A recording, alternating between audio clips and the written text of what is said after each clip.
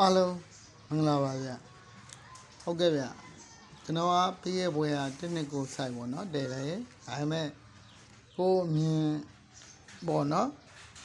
ကိုမြင်လေးကဘာလောက်သွားတဲ့ချန်တော့6နှစ်ကိုပေါ့နော်ထိတ်ပေါ့နော်အဲ့ဒါလေးကိုမြင်လိုက်ဘူးဟုတ်ကဲ့ဗျအဲ့ဒီစိုက်လေးကိုတစ်ချက်ပြန်သွားပြပေါ့နော်အဲ့ဒီ6နှစ်ကိုတဲကျသွားတဲ့စိုက်ကိုပြန်ဆက်ပြီးတော့အလုံးလုံးထားလေးတစ်ချက်လောက်ကြည့်အောင်ပါနော်ဟုတ်ကဲ့အားလေးလှုပ်ဆက်လို့ရင်တော့တမျိုးပေါ့နော်ဟုတ်ကဲ့ဗျကြိုက်လေထိုးရပေါ့နော်ဟုတ်ကဲ့ကြည့်အောင်ပါနော်ပထမဦးဆုံးပေါ့နော်ကျွန်တော်တို့ဒီနောက်ထောင်သုံးလုံးနှစ်လို့ထောင်တာပေါ့နော်နှစ်လို့ထောင်နေသူ့ရဲ့ဘေးမှာ3ညခါ6ပိတ်4ထိပ်ပေါ့နော်3ည6လေးလို့ခွေလိုက်တာပေါ့နော်အဲ့လိုခွေပြီးဆိုမှဒီသူ့ရဲ့တပွဲကြောပေါ့နော်နှစ်ခါ3ထိပ်လို့ဖြစ်တာပေါ့နော်နှစ်ခါ3ထိပ်ဖြစ်တယ်ဒီနှစ်ခါ3ထိပ်ပြီးရင်သူ့ရဲ့တပွဲကြမှာ5ထိပ်4ထိပ်လို့ဖြစ်တာပေါ့နော်ဒါပထမကဒုတိယကလေးသွားအောင်ပါနော်သူက1 2 3 4 5 6ပေါ့နော်6ဝင်ပြီးရရှင်လို့သူ့ရဲ့တပွဲကြောပေါ့နော်နောက်ထောင်3လုံးနှစ်လို့ဖြစ်တာပေါ့နော်နောက်ထောင်3လုံးဖြစ်တယ်3ညခါပေါ့နော်3ည6ပိတ်ပေါ့နော်4ထိပ်3ည6လေးလို့တစ်ချက်ပြန်ခွေရပေါ့နော်ခွေတယ်ခွေပြီးဆိုမှသူ့ရဲ့တပွဲကြမှာပေါ့နော်နှစ်ခါ3ထိပ်လို့ဖြစ်တာပေါ့နော်နှစ်ခါ3ထိပ်ဖြစ်တယ်ဖြစ်ပြီးဆိုမှသူ့ရဲ့တပွဲကြောမှာနော်5ထိပ်4ထိပ်လို့ဖြစ်တာပေါ့နော်ဒါဒုတိယကပေါ့နော်တတိယကလေးသွားအောင်ပါပေါ့နော်1 2 3 4 5 6ပေါ့နော်6မျိုးလဲသူ့ရဲ့တပွဲကြပေါ့နော်နောက်3လုံးကနှစ်လို့ထောင်းတယ်3ညခါ6ပိတ်4ထိပ်ပေါ့နော်3ည6လေးလို့ခွေရပေါ့နော်ခွေပြီးရတဲ့သူ့ရဲ့တပွဲကြောမှာပေါ့နော်နှစ်ခါ3ထိပ်လေးရိုက်တာပေါ့နော်နှစ်ခါ3ထိပ်ရိုက်တယ်ရိုက်ပြီးဆိုမှသူ့ရဲ့တပွဲကြောမှာလဲ5ထိပ်4ထိပ်ဖြစ်တာပေါ့နော်ဒါတတိယကပေါ့နော်ကျွန်တော်ပထမကလေးပြန်သွားအောင်နော်ချိန်လေးတွေတော့အတူတူပဲပေါ့နော်အဲ့မှာသူကဘာလောက်တာလဲဆိုတော့ဒီ5ထိပ်4ထိပ်ပြီးရတယ်ပေါ့နော်သူ့ရဲ့ဘေးမှာလဲခွန်ပိတ်လေးကလည်းခွန်ခါပေါ့နော်ခွန်ပိတ်လေးကလည်းခွန်ခါလိုရိုက်တယ်ရိုက်ပြီးအချိန်တော့သူ့ရဲ့အမင်းကုံလေးမှာပေါ့နော်ဒီကျွန်တော်တို့ခုနော်အဲ့ကွာရှစ်လို့ခံတာပေါ့နော်ကွာရှစ်လို့ခံပြီးအချိန်မလို့အဲ့ကွာရှစ်လေးကလည်းဒီရှစ်ခါလေးကပေါ့နော်ဒီရှစ်ခါလေးကဒီရှစ်ထိပ်လို့တစ်ချက်ပေါက်တာပေါ့နော်ပေါက်ပြီးရင်ကျွန်တော်တို့ကဒီပေါ့နော်လေးတစ်ခုံပေါ့နော်တင်ဘရိတ်လို့ပဲတွက်တာပေါ့နော်နှစ်ဘရိတ်ပေါ့နော်ကျွန်တော်တို့အဲ့နှစ်ဘရိတ်ရောတော့လေဒီလေးတစ်ခုံပေါ့နော်ကျွန်တော်ကဒီတစ်ခုံလွဲလေးကိုလည်းဒီကနေပြီးတော့ခွန်ပိတ်ခွန်ခါရဲ့ဘေးမှာရှိတဲ့ဒီတစ်ခုံလွဲပေါ့နော်ဒီတစ်ခုံလေးကလည်းတစ်ခုံလွဲလို့ယူဆပေါ့နော်အဲ့မှာတစ်ခုံလွဲနှစ်ဘရိတ်နဲ့ဆိုကျွန်တော်ကလေးတစ်ခုံပေါ့နော်ဒါပထမကပ်ပေါ့နော်ဒုတိယကပ်လေးသွားအောင်နော်အဲ့မှာဒုတိယကလေးသွားပြန်တော့လေသူကဘယ်လိုလုပ်ထားလဲဆိုတော့ဒီ5ထိပ်4ထိပ်ပေါ့နော်ဒီ5ထိပ်4ထိပ်ဖြစ်တာပေါ့နော်ဖြစ်ပြီးတဲ့အချိန်မှာခွန်ဘိတ်ကခွန်ခါပေါ့နော်ခွန်ဘိတ်ကခွန်ခါဖြစ်တယ်ဖြစ်ပြီးမှသူ့ရဲ့တပွဲတော့မှလည်းခွားရှစ်လို့တစ်ချက်ခံတာပေါ့နော်ခွားရှစ်လို့ခံပြီးမှသူ့ရဲ့ဒီဂျားမှာရှိတဲ့ဒီလေးခါလေးရပေါ့နော်လေးထိပ်လို့တစ်ချက်ရိုက်တာပေါ့နော်ရိုက်ပြီးဆိုမှကျွန်တော်တို့ကဒီပွဲပေါ့နော်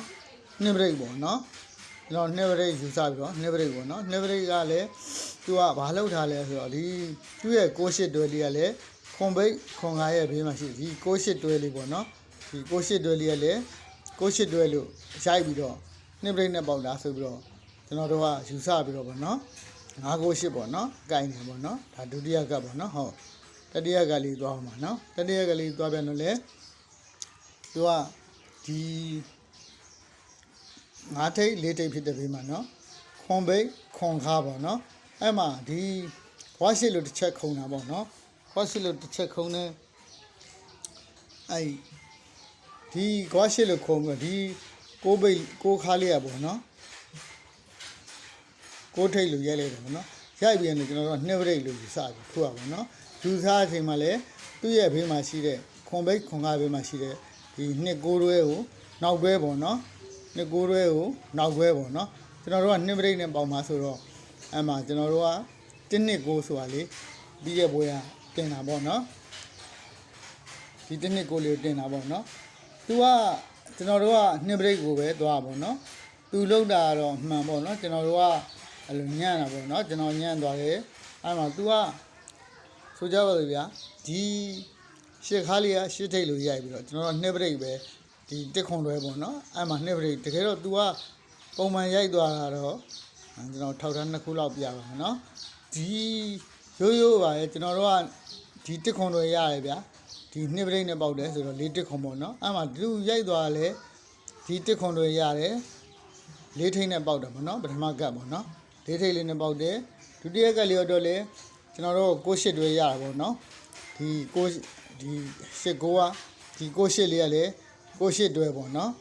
6 8တွဲကိုနှစ်ပရိတ်ဆိုကျွန်တော်9ထိတ်ပေါ့နော်ဒါပေမဲ့သူရိုက်သွားလဲ4ထိတ်5ထိတ်ပေါ့နော်ကျွန်တော်တို့နှစ်ပရိတ်ကြမို့လားကျွန်တော်တို့ကဟွာလောက်တာဟုတ်ကြအဲ့မှာနှစ်ပရိတ်ဆို5ထိတ်ပေါ့နော်ကျွန်တော်တို့ကသူရိုက်သွား4ထိတ်5ထိတ်ပေါ့နော်ကျွန်တော်တို့ကဒီပွဲမှာနှစ်9တွဲရတယ်ဒီ6ခါလဲ6ထိတ်ရိတ်တယ်ရိုက်ပြီးတော့ဒီနှစ်ပရိတ်နဲ့ပေါက်မှာဆိုပြီးတော့ကျွန်တော်တို့ကအဲ့လို1နှစ်9ပေါ့နော်1နှစ်9လို့တည်လိုက်တယ်ဒါပေမဲ့သူကလည်းအဲ့မှာဘာကြောင်ပေါ့နော်4ထိတ်5ထိတ်6ထိတ်ကို6နဲ့9ပေါ့နော်သူကရိုက်သွားချိန်မှာကျွန်တော်တို့ပလဲလန်သွားပါနော်တကယ်ဆိုလို့ရှိရင်ရတဲ့မှာလေဒီပွဲကအဲ့မှာသူကလှုပ်ထားလေးတွေတစ်ချက်ပြန်ကြည့်တာပေါ့နော်သူကဘာဆက်လှုပ်ထားလဲဆိုတော့သူကဒီအဲ့မှာဒီပွဲကိုပေါ့နော်လေးတစ်ခွန်ထွက်တယ်ထွက်ပြီးရတယ်ဒီ6ပရိတ်နော်6ပရိတ်ကိုရိုက်တဲ့ချိန်လို့လည်းသူကလှုပ်ထားဆိုတော့တစ်ချက်ပေါ့နော်ဒီခွန်ပိတ်ကပေါ့နော်ဒီခွန်ပိတ်လေးကလည်းခွန်ပိတ်နဲ့ပရိတ်နဲ့6ပေါ့နော်ဒီခွန်ပိတ်လေးနဲ့ပရိတ်နဲ့6ပြစ်လို့ဒီ6ပရိတ်ပေါ့နော်သူကြာရင်တာပေါ့နော်တစ်ချက်ပေါ့နော်ဒါကျွန်တော်ပြန်သွားအောင်ပါနော်အဲ့မှာဒီဒုတိယပေါ့နော်ကျွန်တော်တို့ကသူကနောက်ဘွဲကို10ပရိတ်လို့ရိုက်ထားပါနော်ရိုက်တဲ့ချိန်တော့လေသူကဒီ6ပိတ်နဲ့ဒီ2ပရိတ်နဲ့10ပေါ့နော်ဒီ6ပိတ်နဲ့ဒီ6ပိတ်လေးနဲ့ဒီ2ပရိတ်နဲ့10ပေါ့နော်အဲ့မှာ10ပရိတ်လို့ရိုက်တာပေါ့နော်နောက်တစ်တရားကိုသွားအောင်ပါနော်အဲ့မှာကျွန်တော်မမြင်လိုက်တဲ့ဟာဒါလေးပေါ့နော်အဲ့မှာဒီ3ညပိတ်လေးနဲ့ခွန်ပရိတ်ပေါ့နော်ခွန်လို့ပြည့်ပြီးတော့ဒီဘွဲကိုခွန်ပရိတ်သူခင်းတဲ့ပုံစံကတော့နော်ဟုတ်ချင်မှလည်းဟုတ်မယ်သူကအဲ့မှာကျွန်တော်တို့ကပြီးရဲ့ဝယ်ရတကယ်လို့ဒါလေးမြင်ခဲ့ရင်တော့နော်ဒါ6နှစ်ကိုဆိုတာလဲလူပြည့်ကာနိုင်တာပေါ့နော်ဟုတ်ကဲ့ဗျအဲ့မှာရှင်းမလားမသိဘူးနော်အဲ့မှာကျွန်တော်အဲ့မှာဒီဝဲကိုသူကဘာဆက်လုပ်ထားလဲဆိုတော့လေတစ်ချက်ကြည့်အောင်ပါနော်သူကအဲ့မှာဒီအဲ့တစ်ခွန်လွဲပေါ့နော်ဒီထားပါတော့ဗျာ4တစ်ခွန်5 9 8ပေါ့နော်6နဲ့9လို့အောင်သွားပြီပေါ့နော်ຢာလေးကကိုတော့မပေါက်ဘူးမူရပေါ့နော်6နဲ့9တော့အောင်သွားပြီအောင်သွားပြီတော့သူကဘာအလုတ်ဆက်လုပ်မလားမလုပ်မလားတစ်ချက်လောက်ကြည့်အောင်ပါနော်သူကဘာလုပ်ထားလဲဆိုတော့သူကအဲ့မှာဒီ6ပရိတ်ပေါ့နော်သူကဒီပရိတ်ကထိတ်နဲ့6လို့ဖြစ်တယ်6ပရိတ်နဲ့ပေါက်တာပေါက်တဲ့ချိန်တော့လေသူအလုတ်ဆက်လုပ်မလုပ်မလားမလုပ်ဘူးလားဆိုတော့တစ်ချက်လေးတော့စဉ်းစားရပါတော့အဲ့မှာသူကဘာလုပ်လိုက်ပြီလဲဆိုတော့သူ့ရဲ့ဘေးမှာရှိတဲ့ဒီသူ့ရဲ့ဘေးမှာရှိတဲ့ဒီ9ပိတ်ပေါ့နော်ဒီ9ပိတ်လေးကလည်း9ထိတ်လို့ခံလိုက်ပြန်ဟောရဒီ9ထိတ်က9ပိတ်ဖြစ်ဒီဘေးမှာပေါ့နော်ပေါက်မဲ့ခဏပေါ့နော်အဲ့မှာဘာခဏလဲဆိုတော့ तू ကချက်ပြန်ကြည့်အောင်ပေါ့နော်ကျွန်တော်အမြင်ပေါ့နော်အဲ့မှာဒီရှည်ရွဲလေးနဲ့ပေါ့နော်ဒီရှည်ရွဲလေးနဲ့ခါနဲ့လေငါးလို့တစ်ချက်ရိုက်လိုက်တာပေါ့နော်ငါးလို့ရိုက်တယ်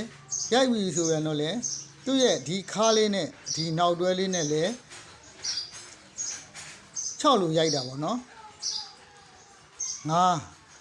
6ပေါ့နော်ဒါပထမကလေးပေါ့နော်ဒုတိယကလေးကိုသွားအောင်ပါနော်ဒုတိယကလေးသွားပြန်တော့လေအဲ့လိုရိုက်ပြီးချွန်တော့လေဒီထိတ်နဲ့ဒီပရိတ်နဲ့3ပေါ့နော်ဒီခုလေးထိတ်ရဲ့ဒီပရိတ်9ရဲ့ဆိုလေ3ပေါ့နော်ဒါပထမကပေါ့နော်အဲ့မှာကနန်းတစ်ခွက်ရပြီပေါ့နော်4 3ညာ5တဲ့ပေါ့နော်အဲ့မှာဒုတိယကလေးသွားအောင်ပေါ့နော်ဒုတိယကလေးသွားပြန်တော့လေအဲ့မှာဒီဆိုကြရဒီခွန်ခါခွန်ပိတ်လို့ဖြစ်ပြီးရတယ်ပေါ့နော်အဲ့မှာ तू ကမြင်းကုန်လေးပေါ့နော်ဒီဝါရှစ်လို့ခံတာပေါ့နော်ခံပြီးတော့ဒီ လေးခါလေးကလည်းလေးထိတ်လို့ရိုက်တာပေါ့နော်ရိုက်ပြီးတော့ကျွန်တော်တို့ဒီထူကြပါရဒီ68တွဲလေးကလည်းအောင်သွားတယ်ဒီ9ထိတ်နဲ့ပေါ့နော်အောင်သွားတယ်4 5 6အဲ့လိုပေါ့နော်အောင်သွားကြတော့အဲ့တော့ဒီဝဲကို तू ဘာဆက်လုပ်မလဲပေါ့နော်ဟုတ်အဲ့မှာ तू ကအလုပ်ကိုဆက်လုပ်ချင်လာပြီဆိုတော့ तू ကဘာလုပ်လဲဆိုတော့ဒီသူ့ရဲ့ဘေးမှာရှိရလဲဒီကိုထိတ်လေးရလဲကိုဘိတ်ပေါ့နော်ကိုထိတ်လေးရလဲကိုဘိတ်ဖြစ်လာပြီနော်ဖြစ်လာပြီဆိုတော့လေ तू ကဒီသုံးလုံးမှာလဲငားလို့တစ်ချက်ပေါ့နော်ငားလို့ခွေလိုက်တာပေါ့နော်ငားလို့ခွေတယ်ဒီနောက်သုံးလုံးတော့လေ6လို့ပြန်ခွေတာပေါ့နော်ဒီခါနဲ့နောက်တွဲလေးနဲ့6ပေါ့နော်6လို့ခွေတယ်9လို့ခွေရပေါ့နော်အဲ့မှာဒီ9လို့ခွေတော့တက်ခါပေါ့နော်ဒီက6လို့ခွေတဲ့ချိန်တော့လေ6ပိတ်ပေါ့နော်အဲ့မှာဒီထိတ်လေးနဲ့ဗရိတ်လေးနဲ့လေ3လို့ဖြစ်တာပေါ့နော်3လို့ဖြစ်တဲ့ချိန်တော့လေအဲ့မှာဗရိတ်ရောထိတ်ရောပါသွားပေါ့နော်အဲ့မှာခဏလေးရောပါသွားပေါ့နော်ဒီ6တကွက်ထဲပေါ့နော်ကျွန်တော်တတိယကလေးသွားအောင်ပါနော်တတိယကလေးသွားပြန်တော့လေဒီခွန်ပိတ်ခွန်ကားဖြစ်တယ်ဖြစ်ပြီးရတဲ့မြင်းငုံလေးမှာခွားရှစ်လို့ခံတာပေါ့နော်ခံပြီးတော့ဒီကိုခါလေးလည်းကိုထိတ်လို့ရိုက်တယ်ရိုက်ပြီးပြီဆိုမှကျွန်တော်တို့ခုနကနှစ်ကိုတွဲလေးကလည်းနှစ်ကိုတွဲနောက်တွဲပေါ့နော်နှစ်ကိုတွဲနောက်တွဲပေါက်တယ်ပေါက်တဲ့ချိန်တော့လေသူကအမှသူကလေးထိတ်တက်ခွန်တွဲဆိုတော့အမှလေးတက်ခွန်ပေါ့နော်ဒီရောက်တော့လေကိုရှစ်တွဲဆိုတော့ဒီက4 5 6ပေါ့နော်အမှ9 9 8လို့ထွက်တယ်ဒီရောက်ပွဲတော့လေကျွန်တော်တို့ကဒီနှစ်ကိုတွဲပေါ့နော်ဒီနှစ်ကိုတွဲလဲနှစ်ကိုတွဲပေါ့နော်သူက4 5 6လို့ရိုက်လိုက်တာပေါ့နော်အဲ့မှာဒီပွဲလေးကတော့ပြီးသွားပြီပေါ့နော်ဒီပွဲကိုဘာဆက်လုပ်ချင်လဲပေါ့နော်အဲ့မှာကျွန်တော်တို့ကတစ်ချက်ပြန်ကြည့်အောင်နော်ဒီသူ့ဘေးမှာရှိတဲ့ဒီခွန်ပိတ်လေးပေါ့နော်ခွန်ပိတ်လေးကလည်းခွန်တိတ်လေးကလည်းခွန်လို့ပေးလိုက်တာပေါ့နော်ဟုတ်ပြီနော်ပိတ်လိုက်တယ်ပိတ်ထားပါတော့သူလှုပ်ဆက်လှုပ်ချင်ပုံပေါက်တယ်ပေါ့နော်ကျွန်တော်တို့ကအဲ့မှာသူကအဲ့မှာမလှုပ်လဲဆိုတော့အဲ့မှာဒီပထမကက်လို့ပေါ့နော်ပထမကက်လို့သွားရင်လည်းဆိုလို့ရှိရင်လေဒီရှည်ရွယ်လေးနဲ့ခါနဲ့ခွန်ပေါ့နော်ငားလို့ဖြစ်ရမှာဆိုလေခွန်ခါပေါ့နော်ခွန်ခါပေါ့နော်ဒီသုံးလုံးက9လို့ဖြစ်လဲခွန်ခါပေါ့နော်နောက်ဒီခါလေးနဲ့ဒီနောက်တွဲလေးနဲ့လဲ6လို့လုပ်ချင်လဲခွန်ပိတ်ပေါ့နော်ခွန်ခါခွန်ပိတ်ပေါ့နော်အဲ့မှာဘာဖြစ်လဲဆိုတော့ तू ကဒီပရိတ်နဲ့ဒီထိတ်လေးနဲ့လဲ3လို့ဖြစ်ရမှာပေါ့နော်အဲ့ဆိုရင်3ခွန်ပေါ့နော်အဲ့ဆိုရင်6ထိတ်ရှိတဲ့အတွက်3လို့ဖြစ်ရင်လဲခွန်ရိတ်ပေါ့နော်3ခွန်တကွက်ပေါ့နော်အဲ့တော့ကျွန်တော်တို့ကအဲ့မှာစဆုံးသွားပြန်သွားမှာเนาะချက်လောက်ပါเนาะဒီသုံးလုံးကနှစ်လို့ထောင်းတယ်နှစ်လို့ထောင်းပြီးတော့ဒီ3 6လေးလို့ခွေးတယ်နှစ်ခါ3ထိပ်လို့ဖြစ်တာပေါ့เนาะနှစ်ခါ3ထိပ်ဖြစ်တယ်ဖြစ်ပြီးရင်သူ့ရဲ့တဝဲကြမှာ9ထိပ်4ထိပ်လို့ဖြစ်တာပေါ့เนาะ9ထိပ်4ထိပ်ဖြစ်တယ်ဒီခွန်ပိတ်လေးကလည်းခွန်ခါလို့ကြာပါပေါ့เนาะကြာပြီးရင်လည်းကျွန်တော်တို့ကပြီးခဲ့ဟာတော့မပြောတော့ဘူးเนาะကျွန်တော်တို့ကဒီခါအဲ့မှာသူ့ရဲ့တဝဲလာမှာပေါ့နော်အဲ့မှာဒီခွားရှစ်လို့ခံတာပေါ့ခွားရှစ်ခံပြီးတော့ဒီဂျားထဲမှာရှိတဲ့ရှစ်ကားလေးလည်းရှစ်ထိတ်လို့ပေါက်တာပေါ့နော်ပေါက်ပြီးတော့ဒီတစ်ခွန်တွဲလေးကလည်းဒီတစ်ခွန်တွဲလေးကလည်းတစ်ခွန်တွဲဆိုပြီးတော့လေးထိတ်နဲ့ပေါက်တာပေါ့နော်ဒါပထမအဲ့မှာပေါက်ပြီးရတဲ့သူကဒီခုပွဲပေါ့နော်ခုပေါက်မဲ့ပွဲတော့လေလှုပ်ဆက်လှုပ်ချင်လားမသိဘူးပေါ့နော်အဲ့မှာဒီ9ပိတ်လေးကလည်းဒီ9လို့ပိတ်ပြီးတော့9ထိတ်လို့ဖြစ်လိုက်တာပေါ့နော်ဖြစ်ပြီးရတဲ့အဲ့မှာဒီရှည်တွဲနဲ့ခါနဲ့လည်း9ပေါ့နော်ဒီခါလေးနဲ့နောက်တွဲနဲ့လည်း6ပေါ့နော်အဲ့မှာဒီထိတ်နဲ့ဒီပရိတ်နဲ့လည်း3ပေါ့နော်အဲ့မှာ4 3 5ဒီကွယ်ထဲပေါ့နော်ဒါပထမကပေါ့နော်ဒုတိယကလေးပြန်သွားအောင်ပါနော်အဲ့မှာအချိန်ကြီးတော့တူပေါ့နော်အဲ့မှာဒီ3လုံးကနှိမ့်ဖြစ်တယ်3 6လေးလို့ခွေတယ်ခွေပြီးမှဒီနှစ်ခါလေးကလည်းနှစ်ခါ3ထိပ်လို့ရိုက်တာပေါ့နော်ရိုက်ပြီးရနေသူ့ရဲ့တပွဲကြမှာ9ထိပ်4ထိပ်ဖြစ်တာပေါ့နော်9ထိပ်4ထိပ်ဖြစ်တယ်ဖြစ်ပြီးမှသူနဲ့ကက်ရက်ကခွန်ပိတ်ကလည်းခွန်ခါလို့ဖြစ်တာပေါ့ဖြစ်တယ်နော်အဲ့မှာဖြစ်ပြီးရဲဆိုမှသူ့ရဲ့တပွဲမြင်းဆောင်လေးပေါ့နော် အဲ့မှာခွားရှစ်လို့တစ်ချက်ရိုက်တာပေါ့နော်ခွားရှစ်ရိုက်တယ်ခွားရှစ်ရိုက်ပြီးဆိုမှသူ့ရဲ့လေးခါလေးကလည်းလေးထိတ်လို့ပြန်စောင်းလိုက်တာပေါ့နော်စောင်းပြီးဆိုမှ998ပေါ့နော်998ဆိုရကဏ္ဍလေးကလည်းသူ့ရဲ့ဒီခွန်ပိတ်ခွန်ခါရဲ့ဘေးမှာရှိတဲ့68တွဲလေးကလည်း68တွဲပေါ့နော်အဲ့မှာလေးထိတ်5ထိတ်နဲ့အဲ့မှာ998ပေါ့နော်ကြာသွားတယ်ကြာသွားပြီဆိုမှဒီပွဲမှာပေါ့နော်သူကအဲ့မှာလှုပ်ပြန်လှုပ်ချင်တဲ့ပုံစံပေါ့နော်အဲ့မှာဒီအပိတ်လေးကလည်းထိတ်ပေါ့နော်ထိတ်လေးကလည်းအပိတ်လို့ခံပြီးတဲ့အချိန်တော့လေဒီသုံးလုံးက9လို့ဖြစ်တာပေါ့နော်9လို့ဖြစ်တယ်9လို့ဖြစ်ပြီးဒီခွေထားလေးကလည်းဒီ6လို့ပြန်ခွေရပေါ့နော်9လို့ခွေတယ်6လို့ခွေတာပေါ့နော်အဲထိတ်နဲ့ဗရိတ်နဲ့လည်း3လို့ဖြစ်တာပေါ့နော်ဒါ116တကွက်ထဲပါနော်အဲ့မှာကျွန်တော်ဆက်သွားအောင်နော်အဲ့မှာတတိယကပေါ့နော်အဲ့မှာဒီ3လုံးက2လို့ဖြစ်တယ်396လေးလို့ခွေတယ်နှစ်ခါ3ထိပ်လို့ရိုက်တာပေါ့နော်ရိုက်ပြီးဆိုမှသူ့ရဲ့တပွဲကြမှာ5ထိပ်4ထိပ်ပေါ့နော်5ထိပ်4ထိပ်ရိုက်တယ်ရိုက်ပြီးဆိုမှသူ့ရဲ့ဘေးမှာပေါ့နော်ခွန်ပိတ်လေးကလည်းခွန်ခါလို့ရိုက်တယ်ရိုက်ပြီးဆိုမှသူ့ရဲ့တပွဲကြောပေါ့နော်ဒီခွားရှစ်လို့ခံတာပေါ့နော်ခွားရှစ်လို့ခံပြီးတော့ဒီကိုခါလေးကလည်း6ထိပ်လို့2ကိုတိုက်ပေါက်တယ်ပေါ့နော်ပေါက်ပြီးခြင်းတော့လေဒီပွဲပေါ့နော်ကျွန်တော်တို့ကနှစ်ပရိတ်ဖန်လို့ပေါက်လိုက်တာအဲ့မှာသူကအဲ့မှာကျွန်တော်တို့ယူဆပေါ့နော်ဒီနှစ်ကိုတွဲလေးကလည်းနှစ်ကိုလို့ပေါက်တာပေါ့နော်ပေါက်တဲ့ကြောင့်တော့လေသူဖြစ်သွားတော့4ထိပ်5ထိပ်6ထိပ်ပေါ့နော်6နဲ့9ပေါ့နော်ကျွန်တော်ရန်ခွက်ကပေါက်လိုက်ပါဘူးဟုတ်ကဲ့အဲ့မှာသူကဆက်ပြီးတော့လှုပ်ချင်တဲ့ပုံစံဖြစ်နေရပေါ့နော်အဲ့မှာသူကြောက်လည်း6နဲ့9လို့အောင်သွားပြီဆိုတော့သူ့ရဲ့ဘေးမှာဒီခွန်တေလေးကလည်းခွန်လို့ပိတ်ထားပြန်ပိတ်ထားပေါ့နော်အဲ့မှာဒီပွဲမှာပေါ့နော်ခုလက်ရှိ3ချိန်မြောက်ပေါ့နော်အဲ့မှာသူအရင်လည်းသူ့ရဲ့မူတာလင်းပြန်ကစားမယ်ဆိုလို့ရှင်လေဒီရှေ့တွဲလေးနဲ့ခါနဲ့2ပေါ့နော်အဲဆိုရင်တော့9လို့ဖြစ်တာပေါ့နော်ဒီခါလေးနဲ့နောက်တွဲနဲ့လေ6လို့ဖြစ်တာပေါ့နော်အဲဆိုခွန်ဘူးပေါ့နော်ခွန်ခါခွန်တော့ပေါ့နော်အဲ့မှာဒီပရိတ်လေးကလည်းထိတ်ပေါ့နော်3ထိတ်ပေါ့နော်အဲ့မှာ3ပြအောင်ဆိုလို့ရှိရင်လေဒီ3ခွန်တကွက်ထဲပေါ့နော်အဲ့မှာကျွန်တော်တို့ပြန်စဉ်းစားမှာခွန်ပရိတ်တွေကြီးဖြစ်နေတယ်ပေးနိုင်မလားမပေးနိုင်ဘူးလားတစ်ချက်ပေါ့နော်ဟုတ်ကဲ့အဲ့လေးလေးစဉ်းစားပေါ့နော်အဲ့မှာကျွန်တော်တို့နောက်ဆိုင်လေးဆိုင်ဒါတော့3ခွန်ရပါပေါ့နော်ဟုတ်ကဲ့နောက်ဆိုင်လေးဆိုင်ကိုသွားအောင်ပါဗျာနောက်အဲ့လိုဆိုင်လေးဆိုင်ကိုသွားကြည့်အောင်ပေါ့နော်သူကလူလှုပ်ထားလဲဆိုတော့အဲ့မှာဒီ23ချိန်မှာပေါ့နော်23ချိန်မှာကြားတယ်930လေးကလေသူက930လေးလေနောက်နှစ်ပေါ့နော်နောက်နှစ်6ချိန်မှာ390လို့ပြန်ကြပေါ့နော်930လေးကလေ23ညခဏလေးနောက်နှစ်ကို6ချိန်မှာ390လို့ကြာပေါ့နော်ဒါပထမကအဲ့မှာဒုတိယကလေးသွားအောင်ပါနော်ဒီ23ချိန်မှာဒီ114ပေါ့နော်114ကြာရဲဒီ114လေးကလည်းနောက်နှစ်6ချိန်မှာ411လို့ကြာပေါ့နော်ဒါဒုတိယကတတိယကလေးသွားအောင်နော်အဲ့မှာဒီ23ချိန်မှာပေါ့နော်ဒီ393လို့ကြာပေါ့နော်ဒီ393ရဲ့လေ6ချိန်မှာပေါ့နော်ဒီ93လို့ပြန်ကြာပေါ့နော်ဒါတတိယကဟုတ်ကဲ့ဗျအားလေးတွေကြာပြင်ဘာဖြစ်လဲဆိုတာလေးကြည့်အောင်နော်အဲ့မှာအဲ့မှာ393 933ပေါ့နော်အဲ့မှာ1 2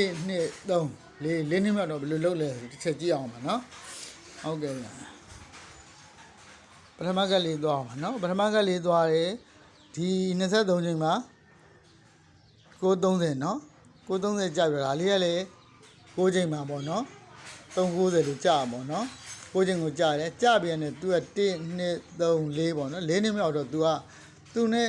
ဒါမိုးကနန်းဆိုင်ပါနော်သူနဲ့တဲ့တဲ့ရင်မောင်တန်းထဲမှာနော်ဒီ4ခွန်လေးကလည်း4ခွန်လေးလို့ကြာပါနော်ဒီကနန်းလေးက4ခွန်လေးကလည်းခွန်လေးလို့ကြာပါနော်ကနန်းတူကနန်းပေါ့နော်အဲ့မှာရင်မောင်တန်းတာပေါ့နော်ရင်မောင်တန်းနဲ့သူကြာမဲ့ကျွန်တော်လေဒီနောက်ထောင်3လောက်ပေါ့နော်1လို့ထောင်တာပေါ့နော်နောက်ထောင်3လောက်1လို့ထောင်6ထိတ်လို့ဖြစ်ပြီးမှဒီကနန်းလေးကလည်းအဲ့ပေါ့နော်ဒီကနန်းလေးကဒီဘက်ကိုပြန်ရွှေ့ရပါတော့နော်ဒါပထမကဒုတိယကလေးသွားအောင်ပါနော်ဒုတိယကလေးသွားပြန်ချင်တော့23ချိန်မှာ1လေးကြာတယ်6ချိန်မှာ411လို့ကြာပါတော့သူရဲ့4နှစ်မြောက်ပေါ့နော်1 2 3 4 4နှစ်မြောက်တော့လေသူကဒီကနန်းတူကနန်းပြန်ကြာပါတော့နော်ကြာတယ်ကြာတဲ့အချိန်တော့လေသူက ဒီကြားကျွန်တော်လည်းနောက်သုံးလုံးကတစ်လို့ထောင်းတာပေါ့နော်နောက်သုံးလုံးတစ်လို့ထောင်းတယ်ကိုးထိတ်လို့ခံပြီးမှဒီကနန်းလေးကမွေးကနန်းသဘောမျိုးပေါ့နော်နောက်သုံးလုံးကတစ်ဖြစ်တယ်ကိုးထိတ်ဖြစ်တယ်အဲ့ဒီချိန်မှာကြာပေါ့နော်305နှစ်က325ပေါ့နော်ဟုတ်ကဲ့ဒါဒုတိယကပေါ့နော်တတိယကလေးသွားအောင်ပါနော်တတိယကလေးသွားမလို့လေဒီ3993ကြာတယ်အဲ့မှာ23ကြာနော်9ချိန်တော့လေ93ကြာပေါ့နော်အဲ့မှာကြာပြီးတော့သူရဲ့1 2 3 4ပေါ့နော်4နှစ်မြောက်တော့လေမိုးကနန်းမှာနော်အဲ့မှာဒီကနန်းလေးတွေကရင်အောင်တန်းကြာနေတာပေါ့နော်ဖိုးပွဲတော့လေ3ခုပေါ့နော်3ခုကအဲ့ကျွန်တော်တို့3ခုရဒဲကြီးပေါ့နော်အာစဉ်းစားရပေါ့နော်အဲ့မှာသူကကြားမဲ့ချင်တော့လေနောက်3လုံးတစ်လို့ထောင်းတာပဲနော်ထောင်းပြီးတော့ဒီကိုးထိတ်လို့ဖြစ်တဲ့ချိန်ကိုဒီကနန်းလေးကဒီဘက်ကိုရွှေ့ရပါတော့နော်ဝင်းနှမ်းပေါ့နော်ခုကတော့ကျိန်လေးနဲ့လေဖန်တာဟာလေးနဲ့တော့ကိုက်နေပါတော့အာတတိယကပေါ့နော်ဒီအမြန်လေးသွားအောင်နော်930လေးရနော်390လို့9နှစ်ကို9ချိန်မှာကြာတယ်ကြာပြီဆိုမှသူ့ရဲ့လင်းမြောက်ပေါ့နော်1 2 3 4လင်းကြောင်းတော့လေခဏန်းလူခဏန်းရေမောင်တန်းတာပေါ့နော်တန်းလဲကြောင်းတော့လေဒီ3လောက်တစ်လို့ထောင်းပြီးတော့ကိုးထိတ်လို့ခံပြီးရဲ့အချိန်မှာဒီကနန်းလေးကကြာပေါ့နော်ဒါပထမကပေါ့နော်ဒုတိယကလေးသွားအောင်ပါနော်ဒုတိယကလေးသွားပြန်လို့လေ23ချိန်မှာ11400နောက်နှစ်9ချိန်မှာ111လို့ကြာပေါ့နော်ကြာပြီးရတယ်သူရဲ့1 2 3 4နှစ်မြောက်တော့လေဒီကနန်းလေးကဒီမှာရွှေ့ရပါတော့ရေမောင်တန်းလာပါတော့ကနန်းလူကနန်းရေမောင်တန်းနဲ့သူကြားချင်တော့လေနောက်3လောက်တစ်လို့ထောင်းပြီးတော့ကိုးထိတ်လို့ဖြစ်တဲ့ချိန်ကိုဒီကနန်းလေးကကြာပါတော့ဟုတ်ကဲ့အဲ့မှာဒီ3993လေးကလည်း23နေကြာတယ်အဲ့မှာ9303လေးကလည်း9ချိန်မှာကြာပါတော့ကြာတဲ့ချိန်တော့လေသူကနောက်နဲ့4နှစ်မြောက်တော့1 2 3 4နှစ်မြောက်တော့လေကနန်းလူကနန်းကြာမှာပေါ့နော်ရေမောင်တန်းမှာပေါ့နော်တန်းလဲချိန်တော့လေသူကဘေးမှာတစ်လို့ထောင်းတာပေါ့နော်3လုံးပေါင်းရင်တစ်လို့ထောင်းပြီးတော့ကိုးထိတ်လို့ဖြစ်တဲ့ချိန်ကိုကြာပေါ့နော်ခုဖမ်းတဲ့အချိန်လေးနဲ့တော့အငိုက်ပေါ့နော်ဟုတ်ကဲ့ဗျာရှင်းလားမသိဘူးနော်အဲ့တော့3ခုပေါ့နော်အဲ့3ခုဒီ3ခုတဲ့ပေါ့နော်3ခုတဲ့ပေါ့နော်အဲ့မှာအားတော့နည်းနည်းတော့ကြာရင်ပေါ့နော်အားတော့နည်းနည်းတော့အားမှာပေါ့နော်ဟုတ်ကဲ့ရှင်းလားမသိဘူးဟုတ်ကဲ့ဗျကျွန်တော်အဲ့လိုကျွန်တော်မမဝဲတဲ့လူလေးလည်းเนาะကျွန်တော်ဆက်သွယ်လို့ရပါတယ်ကျွန်တော်ဖုန်းနံပါတ်က39 69 958ပါเนาะ3986 69 39 69 958 386ပါဟုတ်ကဲ့ဗျကျွန်တော်ဆိုင်လေးတွေအဲ့လိုကြိုက်တယ်ဆိုရင်အဲ့လိုပေါ့ဗျာလက်တွဲနေမိတ်ဆွေအားလုံးဖိတ်ခေါ်ရတယ်เนาะဟုတ်ကဲ့ဒါရန်ကနန်းမှာเนาะဟုတ်ကဲ့ဗျအားလုံးပြောရဆိုလေးတွေမရှိရင်တောင်းပန်ပါရနော်အလုံးကျမ်းမှချမ်းသာကြပါစေလူကဆန္ဒပြေဝကြပါစေ